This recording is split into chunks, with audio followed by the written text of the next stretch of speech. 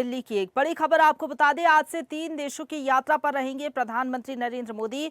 Cyprus, Canada और Croatia की यात्रा पर पीएम मोदी रहेंगे। कनाडा में G7 की बैठक में शामिल होंगे पीएम मोदी।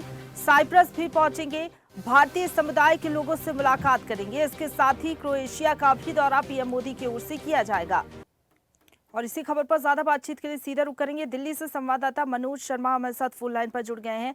मनोज, ऑपरेशन सिंदूर के बाद प्रधानमंत्री नरेंद्र मोदी की पहली विदेश यात्रा है, क्या कुछ अपडेट है उनके कार्यक्रमों को लेकर? कनाडा में G7 सम्मेलन में शामिल होंगे, साइप्रस और क्रोएशिया में भी क्या कुछ कार्यक्रम है पीएम मोदी के?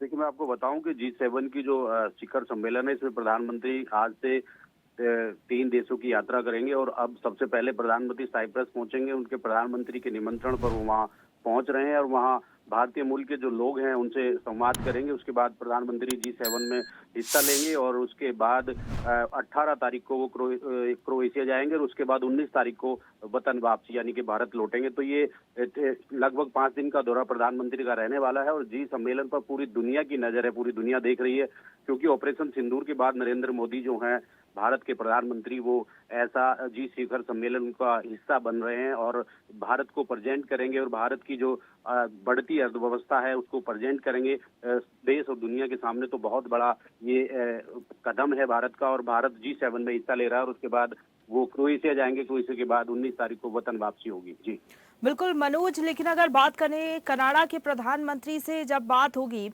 प्रधानमंत्री नरेंद्र मोदी की द्विपक्षीय बैठक होनी है पीएम मार्क कार्नी के साथ, तो जो खालिस्तान से जुड़ा हुआ मुद्दा था वो उठ सकता है, क्योंकि हमने देखा था कनाडा और भारत के बीच में तल्खी देखने को मिली थी जब तमाम आरोप लगाए गए थे कनाडा की तरफ से। अब क्या लग रहा है, इस मुद्दे को लेकर भी चर्चा होगी? देखिए, मार्क कार्नी जो है कनाडा के प्रधानमंत्री हैं, उन्होंने सकारात्मक प्रधानमंत्री के साथ वार्ता की है और उम्मीद ये जताई जाती है जो मुद्दा हमारा था, जिसको लेकर कनाडा से हमारे संबंध थोड़े से खटास में चले गए थे, वो मजबूत बनेंगे और प्रकांड आगे की जो रणनीतियां होंगी, दोनों देश मिलकर बहुत अच्छे से इस जो समझौता होगा इसको फुलफिल करेंगे। और उसके बाद प्रधानमंत्री जब कनाडा के प्रधानमंत्री से बात करके निकलेंगे तो निश्चित उनके चेहरे पर एक खुशी होगी और एक जीत लेकर प्रधानमंत्री वहां से निकलेंगे, क्योंकि प्रधानमंत्री का जिस देश में भी गए उस देश में जबरदस्त दौरे रहे हैं और जबरदस्त भारत को प्रेजेंट किया है प्रधानमंत्री ने। तो इसमें भी उम्मीद ये जताई जा रही है।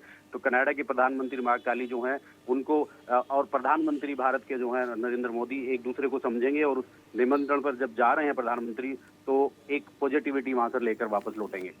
जी शुक्रिया आपका हमारे साथ जुड़ने के लिए और अपडेट हम तक पहुंचाने के लिए मनोज।